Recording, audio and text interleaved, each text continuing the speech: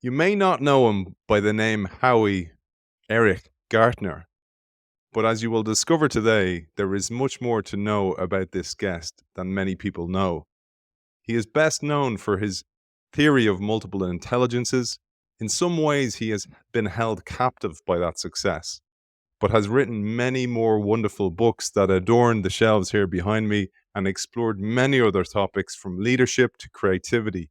But today, we focus on a memoir of his intellectual work. It is difficult to provide a synthesis of a book about a synthesizer writing about his synthesizing mind, but it is a huge pleasure and honor for us to host on the Innovation Show The Synthesizing Mind of Howard Earl Gardner. You're very welcome to the show. Thank you. That's a very flattering and appreciated introduction. Absolutely, Howard. I want to say this first.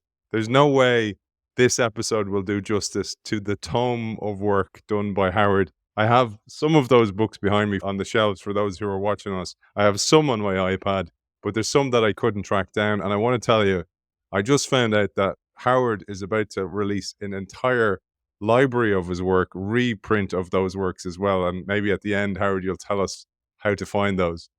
But for those people who won't join us for the full episode, let's ensure they hear your message, which is most important about today's episode, which is the synthesizing mind.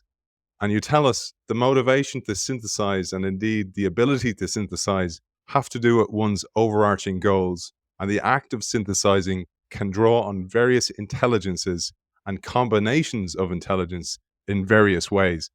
I thought that was a way to tee us up, Howard, but I'd love you to get straight to the punch about the synthesizing mind, and then we'll build today's episode. When I entered the memoir stage of my life, which happens when you get to your later decades, I realized that even though what I'm best known for is the claim that people have different profiles of intelligence, I realized that that was not particularly illuminating when it came to my own mind. I'm an academic, and most academics have a combination of linguistic and logical mathematical intelligence, and that's not a bad description of my multiple intelligences. I happen to be good with music and bad with spatial capacities, but since I don't do either of those things professionally, it doesn't matter. So I said, well, if I'm writing about the mind, I better say something constructive about my own mind. And I realized much more vividly than I ever had before that what distinguishes my own mind is that it's a synthesizing mind.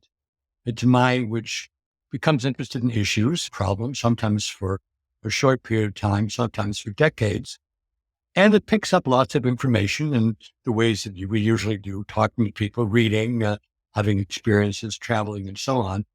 And you might think of it as like a clothing rack or a furniture rack. As stuff comes in, we place it within that configuration in a way that's most useful, that helps with the issue or problem that we're focusing on. We might change it, we might drop it, we might look for something new. But I like to think of it as a supermarket where you know everything is going to be in the market, but where you place it from one visit to another might change if all of a sudden it's Christmas or some new food has become very, very sexy. And ultimately, you come up with an arrangement which makes sense to you. We might call that the preliminary synthesis, but you could be wrong or foolish. So you need to be able to try these syntheses out on other people to make sure you're not deluding yourself or that you've missed important things. And then if, like me, or an academic or a scholar, you let it out into the world, and then you can be sure there are people who find problems with what you said, but occasionally they'll say, my goodness, maybe the notion of IQ and intelligence isn't the end of the story about the mind. Maybe, in fact, we have a number of different intellectual capacities. People differ in their profile, and perhaps that's what allows many of us to do things that we're good at, rather than pushing us to do things which our parents might want or our teachers might push us toward. And when I published my memoir called A Synthesizing Mind, it was in 2020, so 4 years ago, I thought I was all done with that mission, but I couldn't have been more wrong. I've been obsessed ever since with the synthesizing mind. Every day I think about it and how it works. I've written dozens of blogs, maybe even 100 blogs. I don't count them, trying to make sense of what synthesizing is. And I guess there are a couple of reasons why I continue doing this. One, I am interested in the kind of mind I have. Number two, educators, and I'm an educator, haven't thought much about the synthesizing mind. So we have a long way to go if we want to help young people become better synthesizers. And for those people like me with their strengths, give them a chance to broadcast that strength. And then just recently, and I suspect this is going to come up in this conversation, there are these human inventions called large language instruments like ChatGPT and many other variations, and they appear to do synthesizing very well, sometimes amazingly well. And so the question is, what's our role in a large language instrument world? What happens when ChatGPT gets something wrong?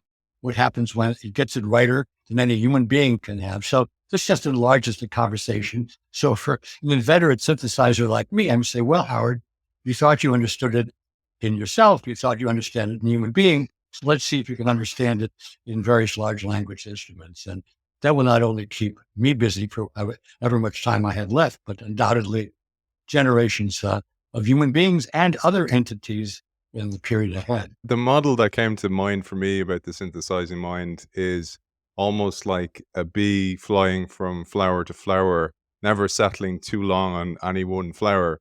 And I say that because many of our audience, Howard, many people who work as entrepreneurs or startup founders, they like to get started with something, to build it, and then to hand it to others to build, because that's not really where their skills lie. And it's one of the things I saw, and I wondered where people who listen to this show, people who work in innovation, who don't really want to be bitten by the vampire of an organization and become institutionalized, are they synthesizers? So that was one thing that came to mind.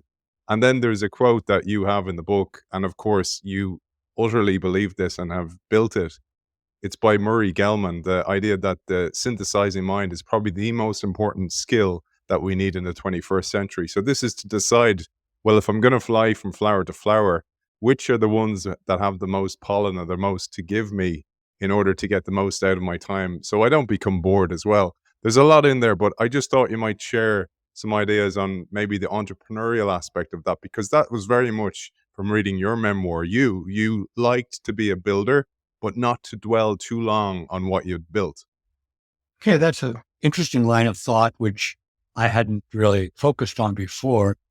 I guess my initial reaction is there probably are two quite different kinds of synthesizers.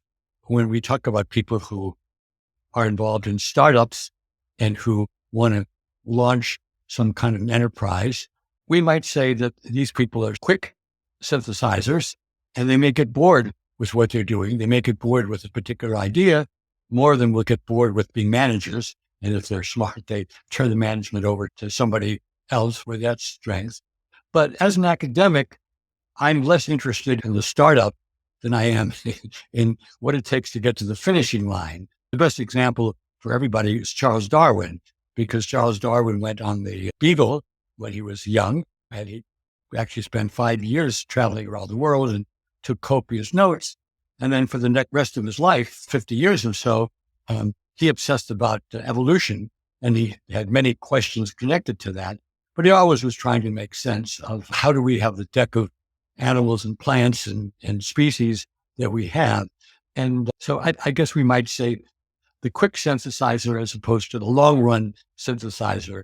That's what your question brings to me.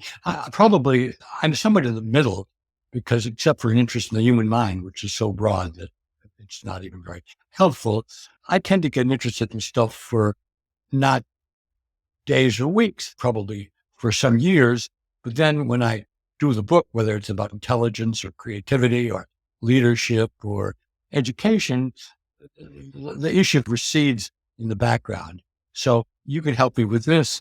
Are there people who, let's say, do 2 or 3 startups over the course of a few decades and then probably retire and golf or travel? Or is it mostly either people who just do one or people who spend their life doing it? I don't know. It's that restlessness to keep building and to keep adding value. Because as you say, a synthesizer, actually create something that's seen as value in the world as well. But one of the analogies I saw with your approach as a synthesizer was you'd more interest in the book than the papers. And for me, what that equates to in an organization, if you're an innovator inside an organization trying to change that organization, you have more interest not in the politics and the dog eat dog nature of an organization, but actually in adding value and actually trying to change the organization in some way. And I definitely saw that in you. Yeah. Though, again, the reason I emphasize the books in my book is because if you're doing any kind of science, including social science, and when I say social science, I'm using very little S's because I don't think it's the same as physics or chemistry. The core of the realm is writing articles, not books.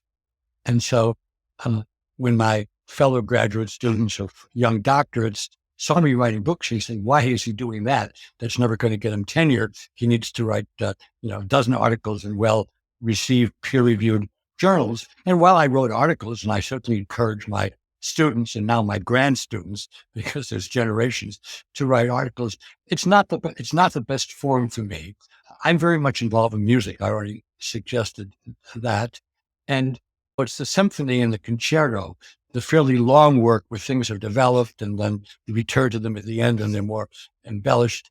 That's much more my medium than a song or a single movement kind of thing. And I think people really differ in that. That's another thing we might say what people's time horizon is. And I think that you touched on that yourself with regards to entrepreneurs or business people or managers.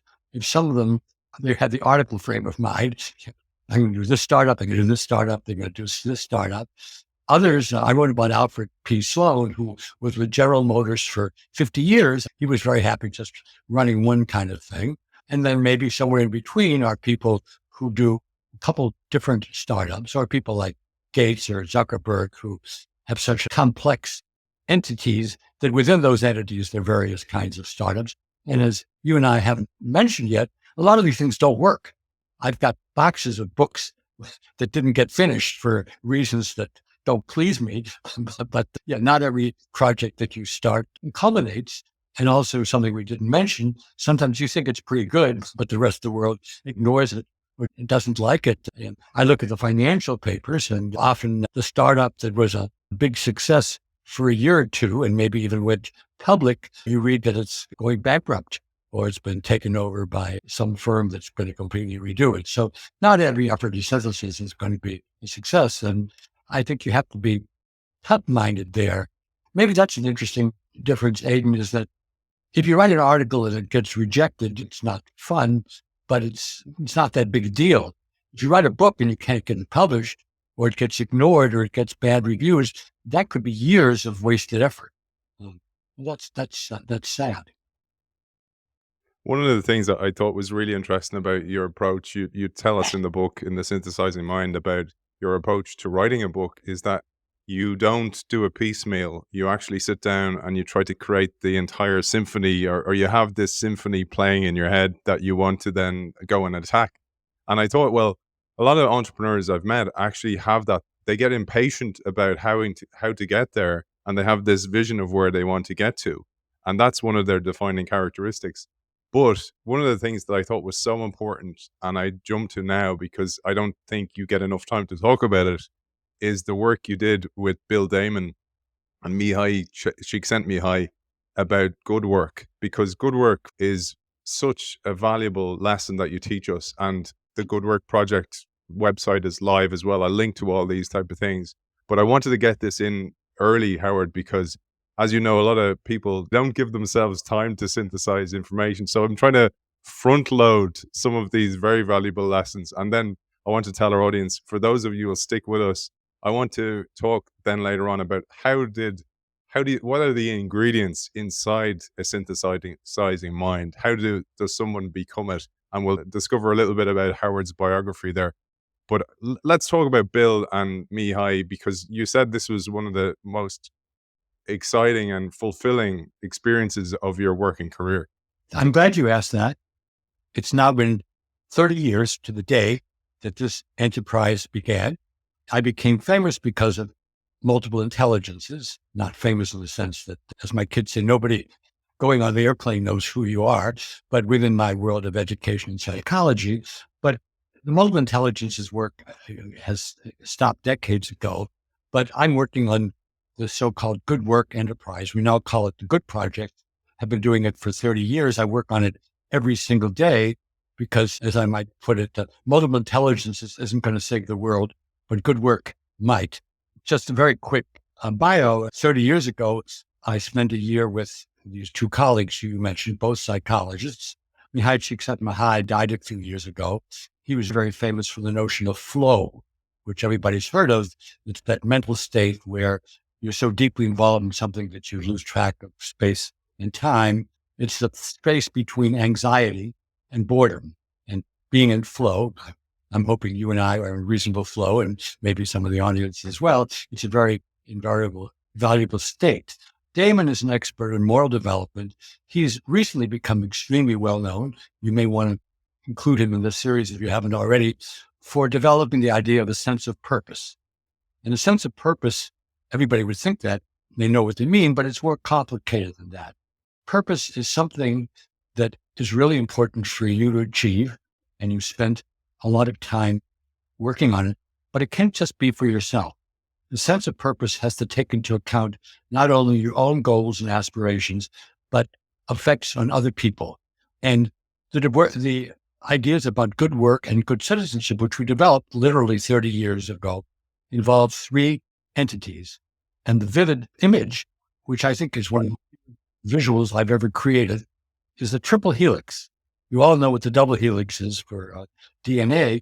The triple helix composed of three E's: excellence, working good citizens, they know their stuff; engagement, you can't do work or citizenship unless you get involved in it, unless you spend real time with it; and the third E, which is what I'm obsessed with, is ethics. You can be excellent and engaged, but you can be doing really bad stuff. So an essential component of good work and good citizenship is ethics. Now, we could have a long seminar on ethics, and I'm happy to talk about it as much as you want on. There's a visual for you. I'm colorblind, but I don't think you need colors to see this. That's the triple helix. And ethics means not the golden rule. Everybody knows the golden rule. Everybody knows the 10 Commandments. And of course, we should try to follow those, and some of us do better than others.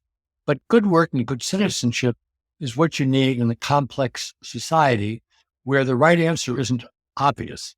We know you shouldn't kill. We know you shouldn't lie. We know you shouldn't steal. But what do you do if you're a journalist, say, and you observe a crime that's happening, but you're actually trying to cover this as a journalist? What's the ethical thing that you should do? I'm talking to Aiden. He's got a podcast with me. I say something really stupid and injurious. What should he do about that? It's a great story, but in his role as a moderator, and I'm just using examples that pop in my mind. So if you said to me, Howard, you spent decades on multiple intelligences, you spend decades on good work and good citizenship, what's the takeaway? The takeaway is we should develop and nurture our intelligences, but we need to put them to positive ends. It's not enough to be linguistically intelligent. Both Goethe, the German poet, and Goebbels, the propagandist from Hitler, they have plenty of linguistic intelligence, but they put it to very different kinds of purposes. Both Nelson Mandela and Slobodan Milosevic were very effective individuals in getting into positions of power. Mandela tried to bring a warring country together. Milosevic led killing of vast numbers of people who were in his religion.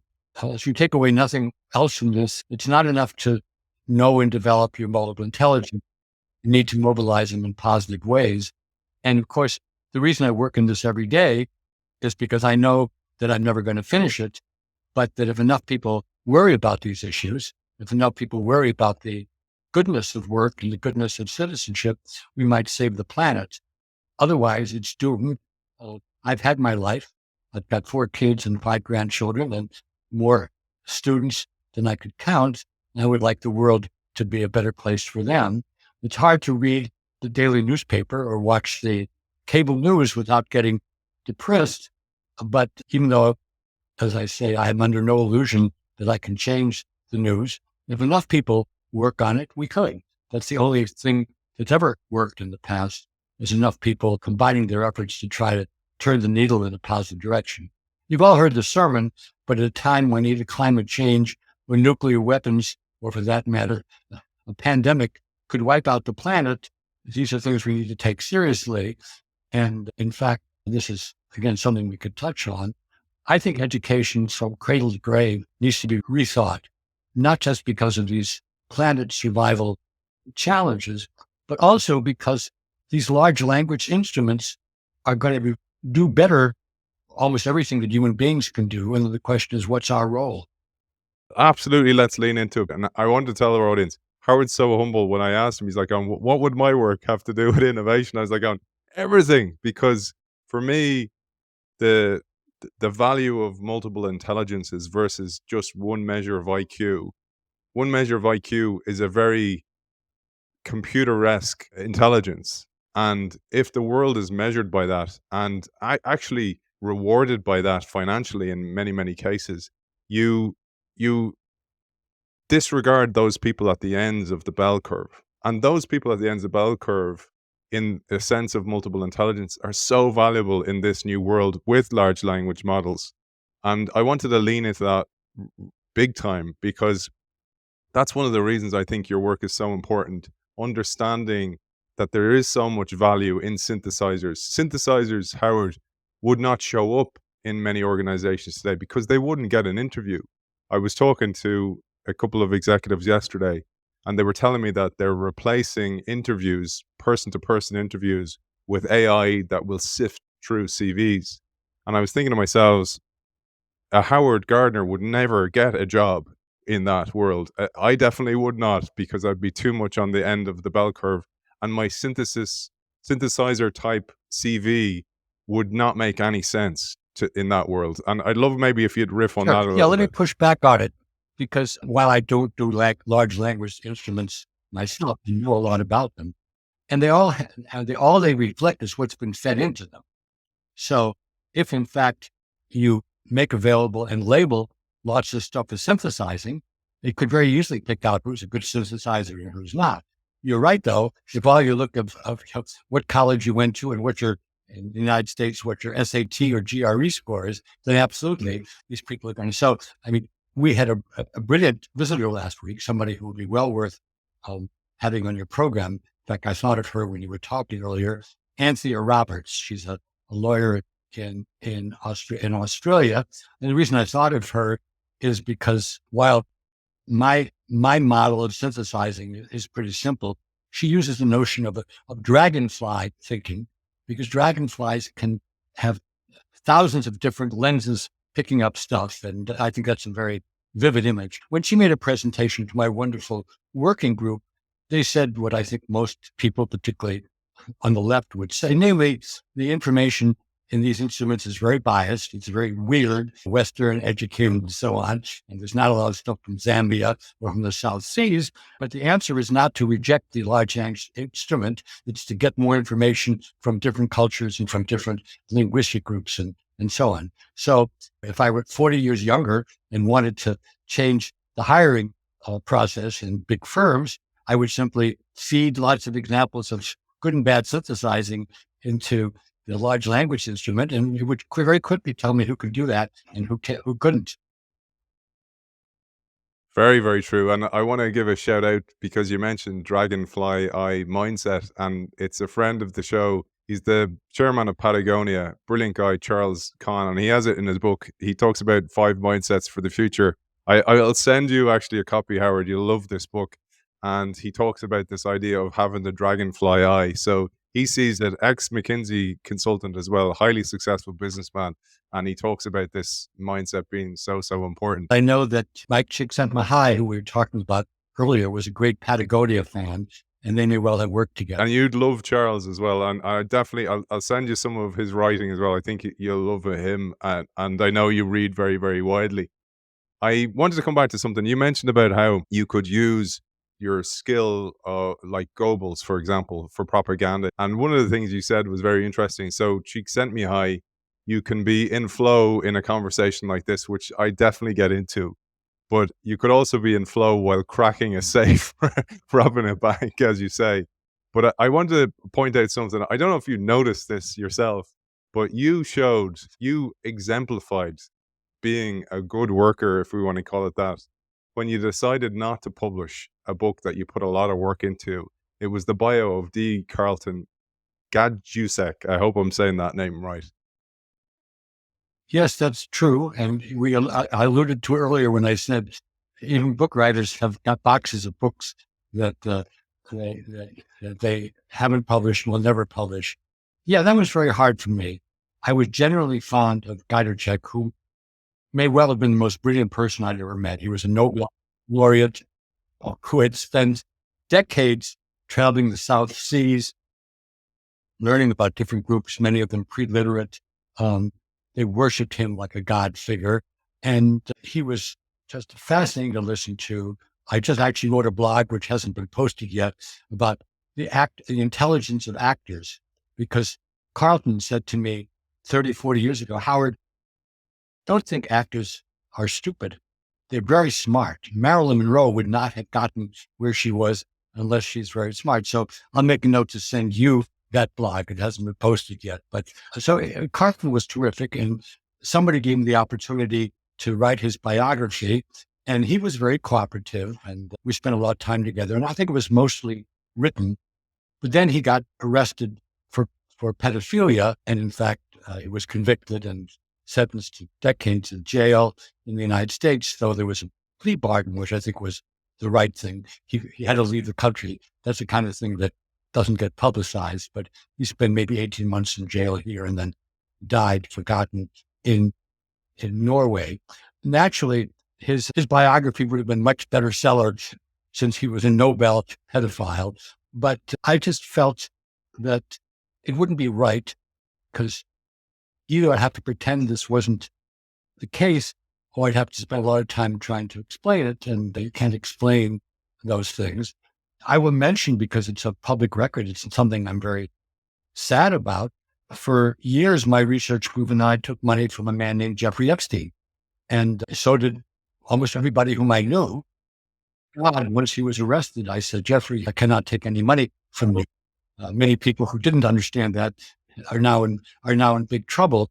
But yeah, I think anyone who lives a long time and is in circles where you get to meet other people, you're going to meet other people who are really very bad.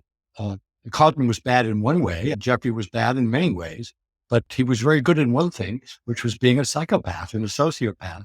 And the only reason I met him was because people who I respected enormously introduced me to him, and that's how somebody like that works. So I do think I hadn't thought about this before, Hayden, that people like you or me who get in situations where they're very unfortunate, we should share that as a learning experience for younger people, because we all can get fooled. I wouldn't say Carlton fooled me, but he certainly did. And Jeffrey fooled just about everybody. I haven't met anybody who said, oh, I knew he was a psychopath, because he was very good at it.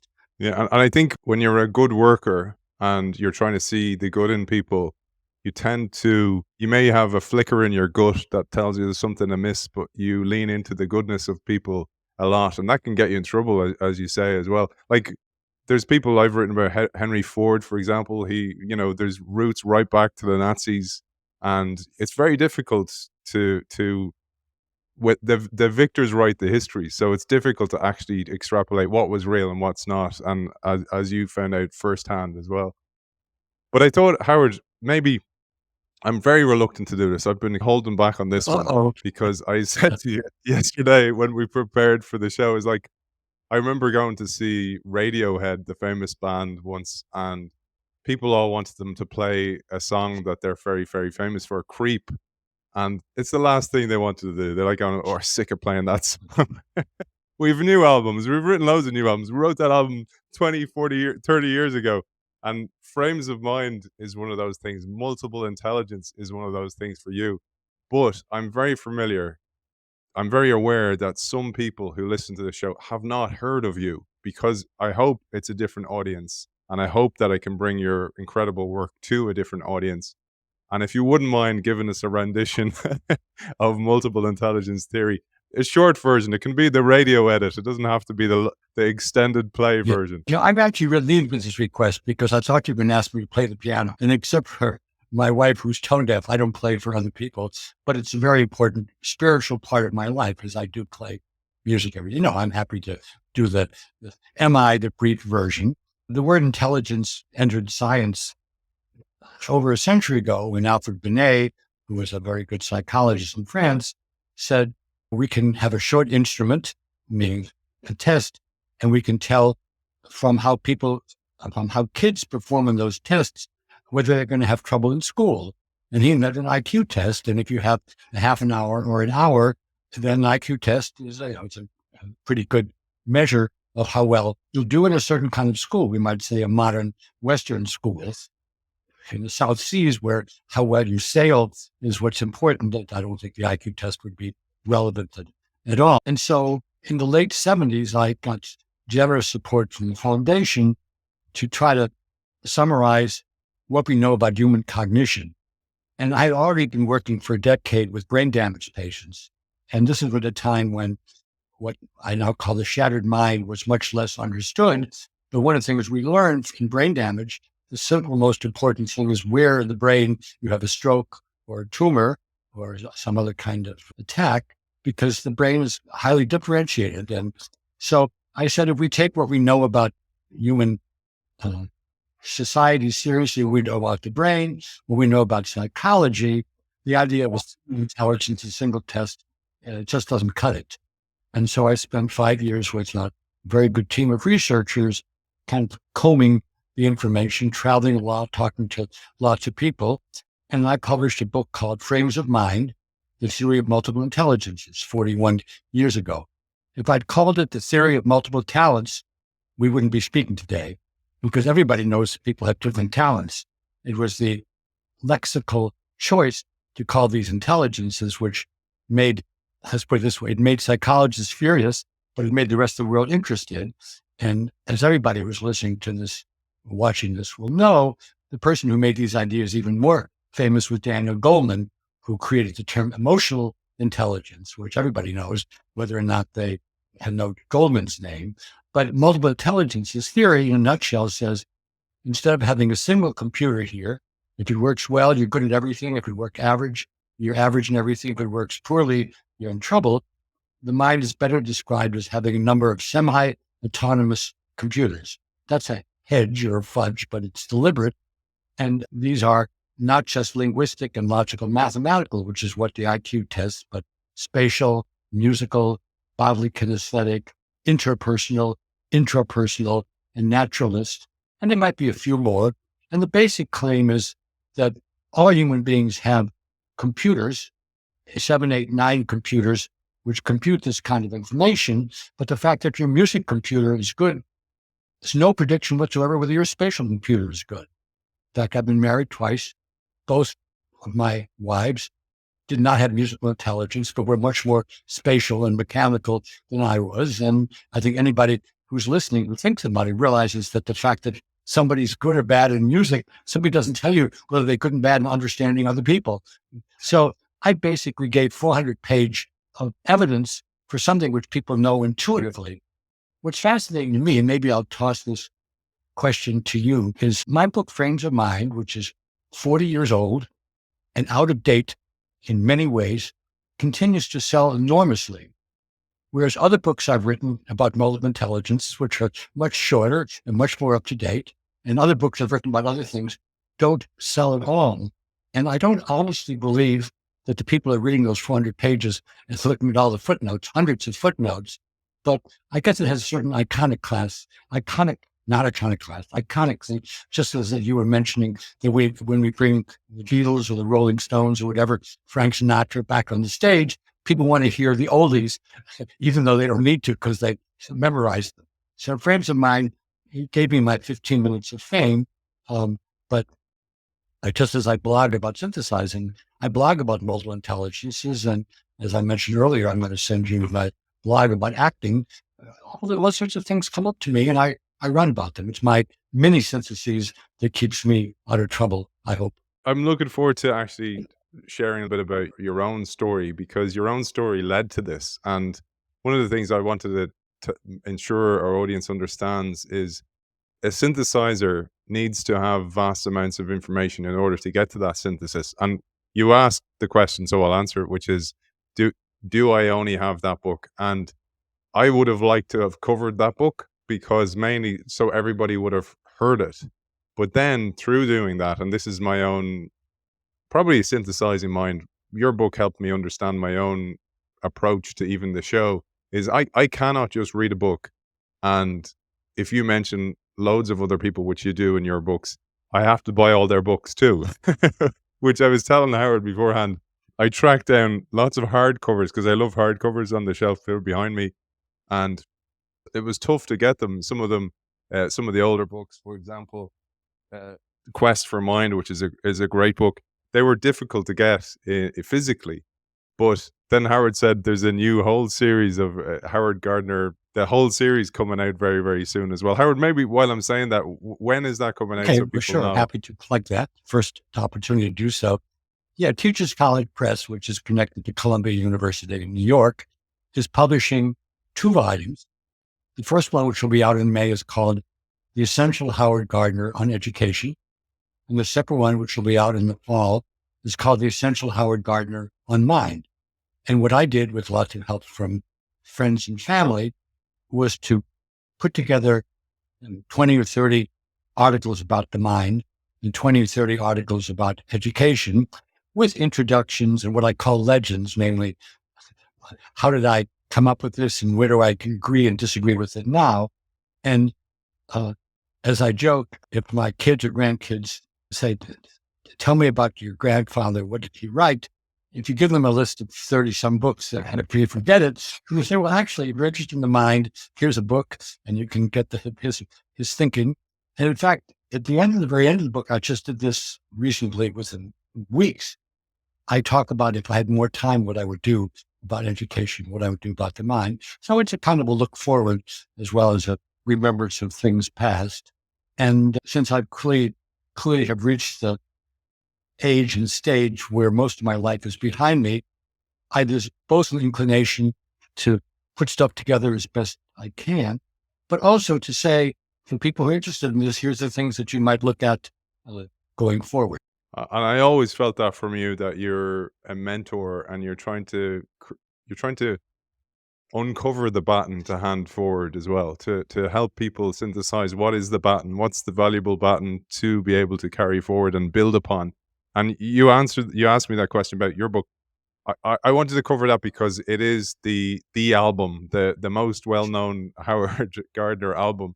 But through doing that, I went down the rabbit hole, and I think the rabbit hole is way more interesting, because it's only by understanding how you got to those ideas and how you built upon them that you can actually develop yourself. But I think the biggest challenge I see, Howard, in the world, and you talk about it a bit in your book, the app generation, is that people don't give themselves the time to synthesize, or perhaps don't value it enough, or it's a huge privilege, I have to say, to be able to give the time to read, because many people are on the hamster wheel of life and have to earn a crust, etc., etc.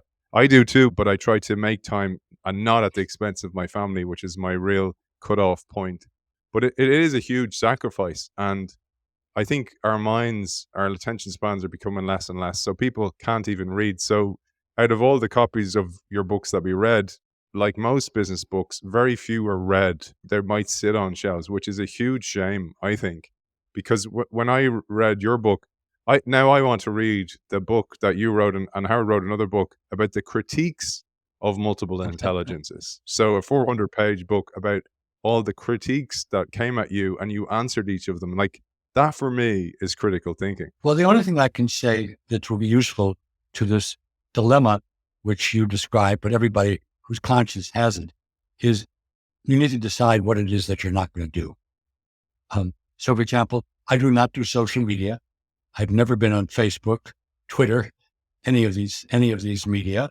And I have colleagues who sometimes tweet what I've done, but I don't even know about that. So one way I save time is not doing social media.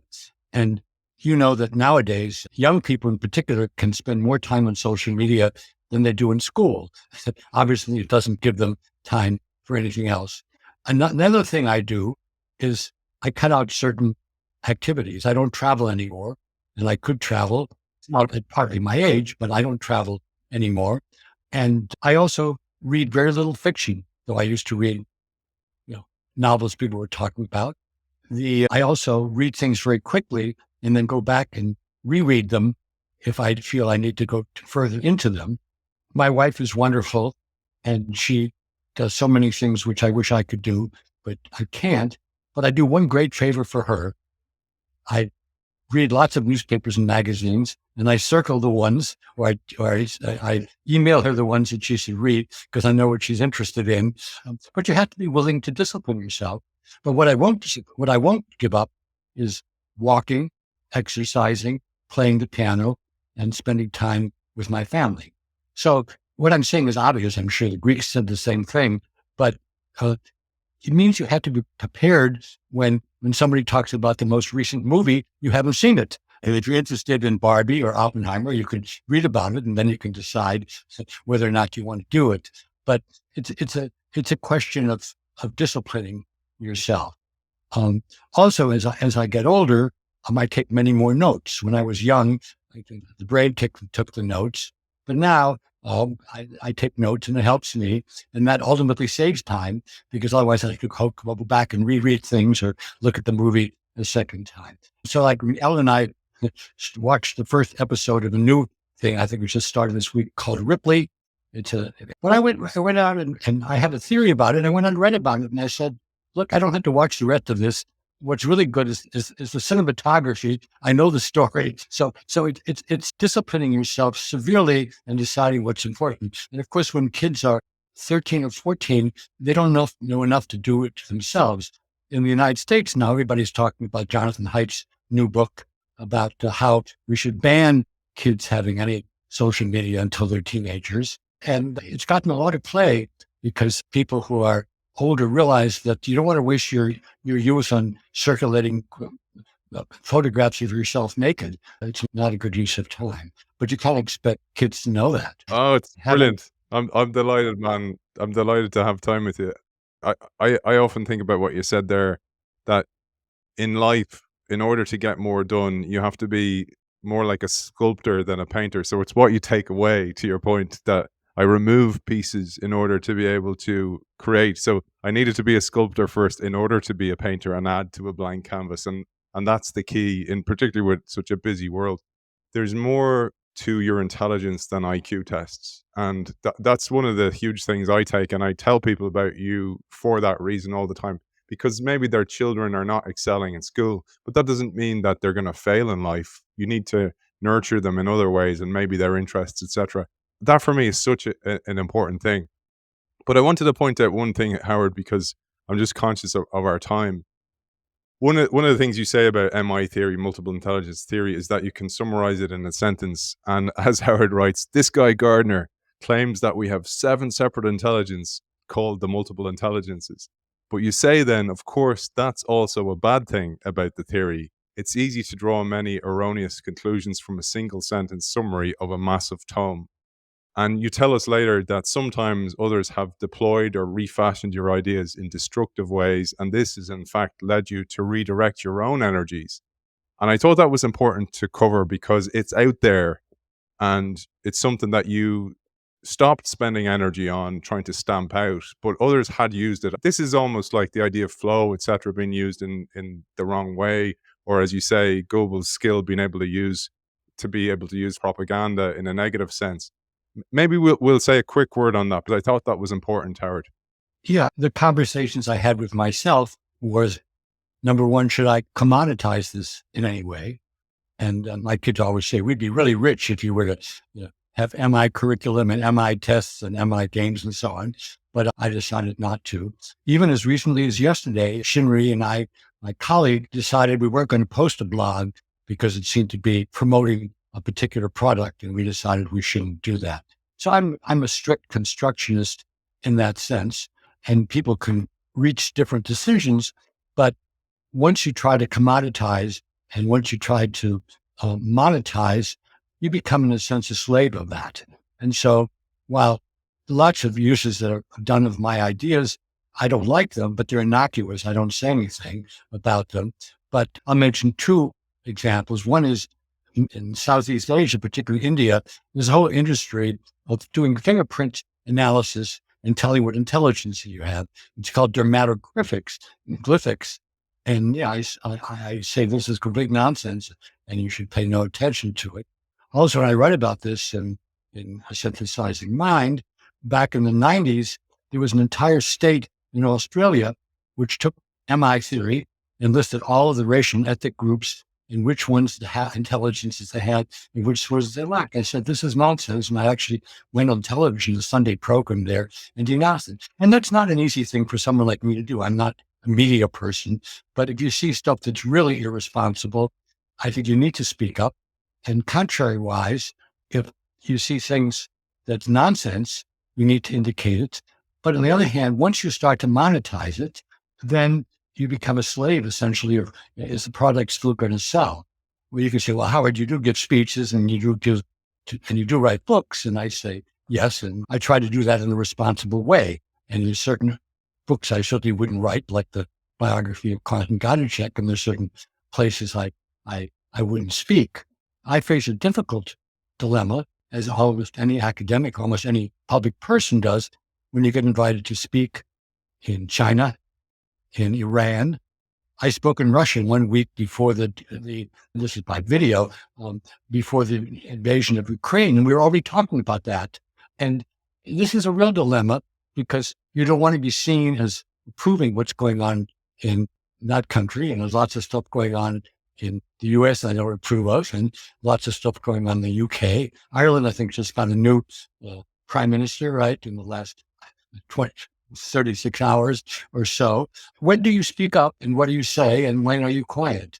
And there's no perfect answer, but if anybody's interested in a good project, we have an entire curriculum, 15 different lessons about how to help develop good work and good citizenship in young kids. And I'd much rather be known 50 years from now when I'm dead for the stuff on good work than stuff on multiple intelligences.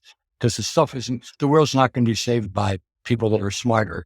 It's going to be people who use their intelligences, as I said, for benign ends, which doesn't mean we always get it right, but we try hard to get it right. And when we get it wrong, we admit it. I see those things as connected, Howard, that multiple intelligences empowers people with multiple intelligences. If they know that this is valued, that's an important thing. And then often it's those people who have those different types of intelligences that are the people who lean into truth, beauty, and goodness. And I use those three words for a very important reason, because it's linked to good work. You have those dilemmas about, should I give a talk in Russia? Should I publish that book? Because you know your values very well and you've decided that they are your values. Very few people actually take the time to do that. I think it's such an important thing to do. And I say all that to say, one of the books that remains closest to your heart, you tell us, is Truth, Beauty, and Goodness Reframed, Educating for the Virtues in the 21st Century. And there's a subtitle of the paperback that is far more evocative. And it says, Education for the Virtues in the Era of Truthiness and Twitter. I thought that was an important book to mention for you because it's so close to your heart. Yeah, sure. I'd be very happy to talk about that. I'm not asked about it very often. But let me just say, I wrestle with the kinds of moral dilemmas that you mentioned, but it's very stupid to wrestle with these alone. I have wonderful colleagues, wonderful family, and yet even at the cost of boring my kids and grandkids, we always talk about ethical issues and what we should do, and it gets into their bloodstream, and I hope into their brain matter as well. And when I turned 80, I gave each of my grandchildren what I call an ethical will, which is the values which I have. And it doesn't mean that I always fulfill them, but I wanted them to know what was important. But I realized that in my own work, I'd always been wrestling with these issues. I began as a researcher in the arts, that's beauty. and then trying to understand children develop cognition that's about truth. And then goodness, as we've talked about, was something that when I saw how my own thoughts and ideas were misused, I realized that if there wasn't a moral and ethical component, that it was worthless. So I decided to revisit these three classical virtues, these three virtues that go back to Greek and Roman times. And I realized that in some cultures, Confucian cultures in particular, truth, beauty, and goodness is soon to be one thing. It's an amalgam. You can't have one without the other. As somebody from the West, that doesn't make sense to me. You can be very beautiful and filled with lies and so on. These are three separate virtues, but I think they need to be revisited frequently. And that was the reason for the subtitle. When I was young, and maybe when your parents were young, there was one newspaper and one television show, and that sort of defined what truth was. You're being generous to me there, Howard. I had 2 TV stations and several newspapers. I'm older than that. I mean, the BBC, though, that was it. There was no Channel 4 and no Murdoch sort of stuff. But now it's very difficult to figure out what's true. And we've talked a lot about what's good. That's not something anybody can decide for themselves. And beauty is an individual decision, but any person who's developed would change their notion of what's beautiful. And they should. I always use the analogy of food. Every 5-year-old loves McDonald's, wherever they are, and hamburgers and thick shakes and so on. And that's fine.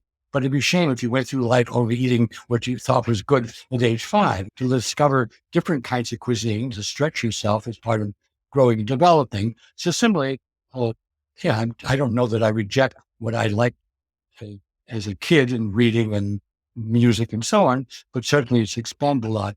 So in this book, I really wrestle with traditional philosophical questions, namely, how do we think about truth nowadays? How do we think about beauty? And how do we think about goodness? And I lay out my best synthesis. And the book has been out for a decade or so. And I bet you that in the area of all three of those areas, truth, beauty, and goodness, the arrival of large language instruments makes it much more complicated, as we're talking about. I mean, beauty, if something was made by a machine, do I think about it the same way as it was made by my grandmother or my grandchild? Similarly, truth, if we now have syntheses done by computers, thousands and thousands of different articles, are those better than what Darwin did when he went on the Beagle? So I think that we need to continually revisit these issues. And even though the book was basically ignored by the general public, which is its right, philosophers actually took it seriously. And I think that's one bit of advice to anybody who's in the chattering classes is one thing is how popular stuff gets, and you can't control that. But the other thing is, does it come to the attention of serious people, and can they give you good feedback? And especially if you've had lucky enough to have had some success in the more general public world, to have colleagues who can give you honest criticism is really very, very important. I have many, many bad features. You could spend several programs on that. But any email I get, which is not just frivolous, I try to answer. And that's my effort to be a good citizen of the global stratosphere. Is not an issue which any of my teachers would have had to deal with. Ezra Klein, you may know, he's a pundit, very good one for the New York Times. He just closed his Google account because he said he had over 1 million unanswered things. And talk about using your time wisely, it's not using your time. So just this past week with my assistants, we talked about how to separate those inquiries where if we simply say, you should spend a few minutes in Google, we'll try this out with a large language instrument. And if you still have questions, come back to me to separate people who are just, if you say, someone says, well, Gardner, tell me what multiple intelligence theory is. I'm not going to spend my time doing that unless it's you. No, I am so aware of that and so grateful because I suppose I wanted to try and expand it and share with you how it reflects into my world or my sphere of innovation and ultimately changing minds, because mind is the human mind. The synthesis of the human mind is at the heart of your entire oeuvre of work over the decades. And that for me is actually what innovation is about. You can have the best idea in the world, but if people don't use it or don't buy it or don't implement it, it's going to sit on a shelf and die somewhere. But there's other stuff that you talk about, Howard. It's like, in order to have an innovative society that's able to deal with big, thorny challenges, you have to have different thinkers that are able to work together, bringing their multiple intelligences together in order to solve those problems, to see them from different angles, different perspectives. But one of the problems then that you deal with is the education system is built for a different era. And you touch on this in books like The Unschooled Mind and The Disciplined Mind. Maybe at a very high level, we could just mention those two, because those two are extremely important as well. And they don't get enough airtime. Yes, you're taking me down another one of my uh, paths from many years ago. The Unschooled Mind recognizes that we are not a blank slate when we're born, and we're certainly not a blank slate by the time we get to school, whether it's 3 or 5 or 7. And if we assumed that we were a blank slate, we would be in grave error. We would really need to understand what are the spontaneous notions that every young person comes up with about the world, about other people, about work, and so on. And to the extent that those are right, fine. To the extent that they are incomplete, we try to complete them. But if we don't realize that a lot of them are completely wrong and fallacious, like the world is flat would be the most obvious ones, we have to engage that. We can't assume that just because we tell them, well, that's wrong, they're going to change their mind. Why shouldn't I have looked at the up in the sun last week? After all, I've been doing it for the rest of my life. An unschooled mind would say, sure, I've always looked at the sun. What's the problem? My 4-year-old grandchild was not allowed to put on the glasses, the 8-year-old one was, because parents figured that she would understand that you have to put those glasses on, but the 4-year-olds take them off. So that's actually a very good example of the unschooled mind. The disciplined mind was an homage to, and I think I say this in the very beginning of the book, that the scholarly disciplines are great human inventions. Things like philosophy, history, science, they weren't present in the caves. The Greeks get a lot of credit for start launching them, but so do Confucian societies and Indian societies, both Native American and Southeast Asia. And to try to think that we can essentially hop over disciplines, that we can ignore what it means to understand, think historically, think scientifically, think mathematically, it's a grievous error, even though my own interest, as we discussed, is more in synthesizing and interdisciplinary, the transdisciplinary work. But you can't do that unless you have some sense of what it is to think like a biologist, think like an economist, and so on. That said, if I were rewriting those books, all I can do is change the legends, and I've done that in the 2 collections of my book, is to say, when machines can do this better than human beings, we shouldn't just try to duplicate what the machines are doing. We need to understand how they do it, what they can do wrong, how we can change them, but how best to use our time. And I'm still wrestling with this every day, but a good answer for this purpose is the set of questions which my own teacher, Jerome Rutter, who was a great psychologist and educator, posed 60 years ago when he was developing a curriculum, and I was just a kid working with him. What makes human beings human? How did they or we get that way? Do we become more human or more humane? What makes human beings human? How did we get that way? How can we be made more so?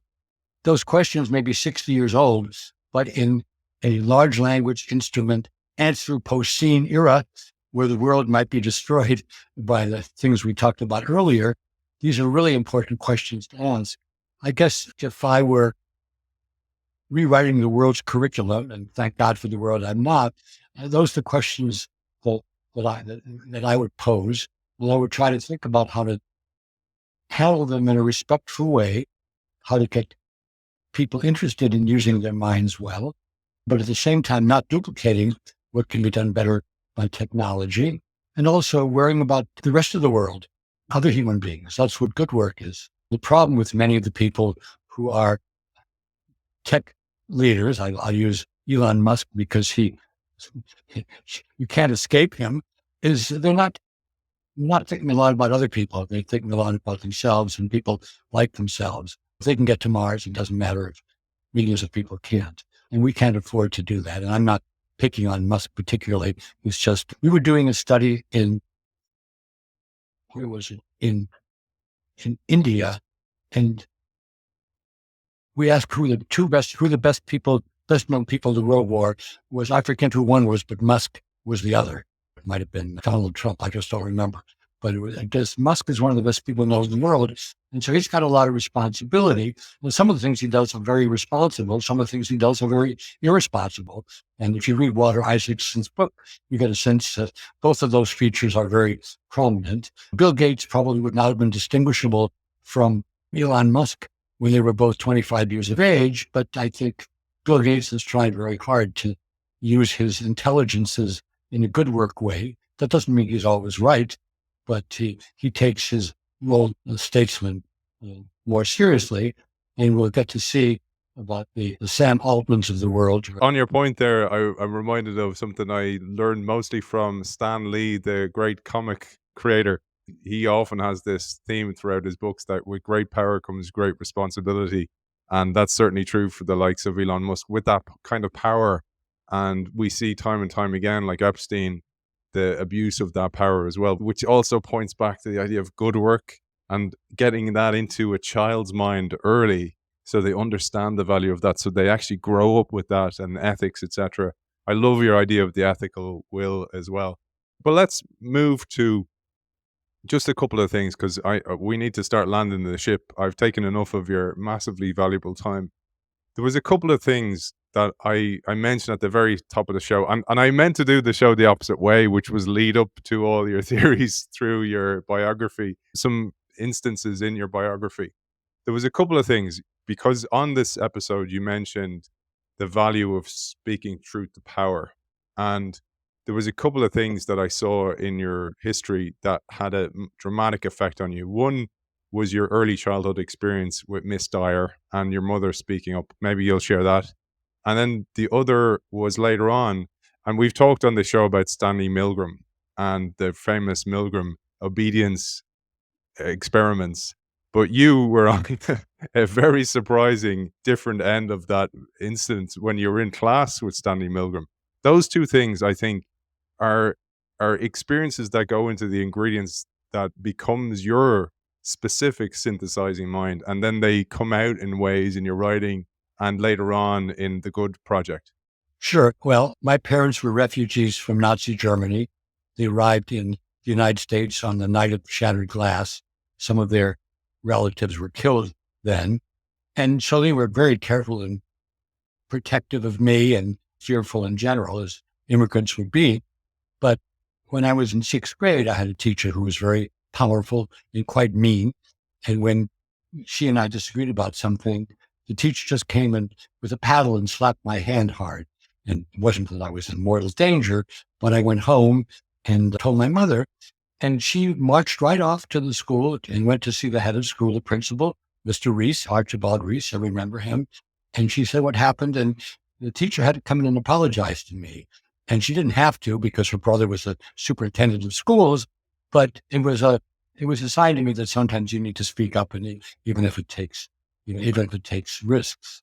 Yeah, the other episode, I got over it fine, but it influenced how I thought about education afterwards. When I was a beginning doctoral student, I took a course with Stanley Milgram, the authoritarian personality student of how people will administer even life-threatening shocks to a confederate of the researcher, so long as they're told they have to do it.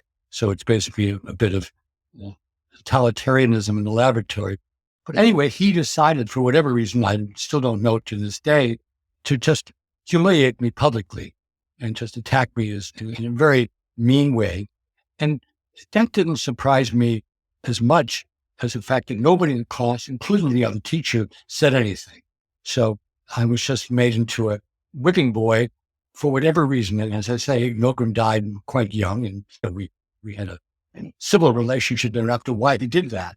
But having been abused and nobody coming to the rescue, no, my mother, so to speak, that's influenced a lot of how I deal deal with. And sometimes I think maybe I do and say the right thing, which I wouldn't have if those experiences hadn't happened. And what's interesting there is you say that the other professors that were in the audience came up to you afterwards, so they were fearful of speaking truth to power in the moment itself. I thought that was particularly interesting. Last one was I'm trying to do my best to synthesize my tons of notes that I have here. Is I was thinking about this, that in football, in soccer, the game soccer, there's a term called touch time, and they use it to measure how a child will do. For example, a kid in Brazil, for example, usually a kid born in poverty has a huge amount of touch time. It's the amount of hours they spend a week with the ball. And if you compare that to a wealthy kid from the UK, Ireland, Spain, etc., the touch time in a poverty stricken area like Brazil is much higher.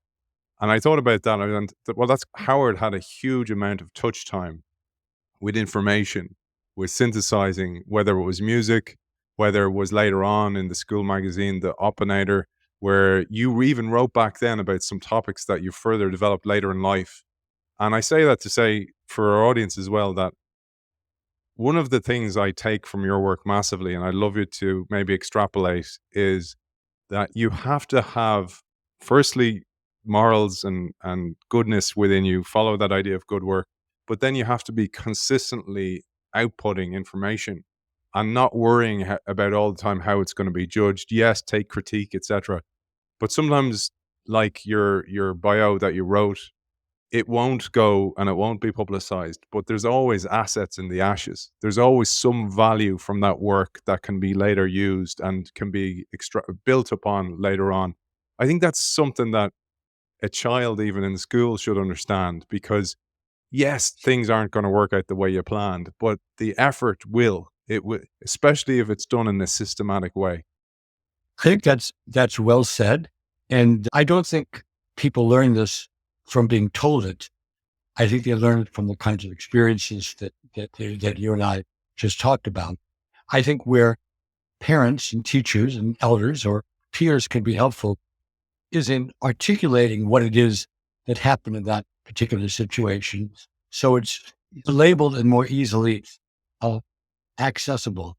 And I don't remember what happened when I was in Miss Dyer's class 70 years ago, but I certainly have spent a lot of time with students and colleagues thinking about this incident with Milgram. So it is very much part of my mental landscape, so to speak.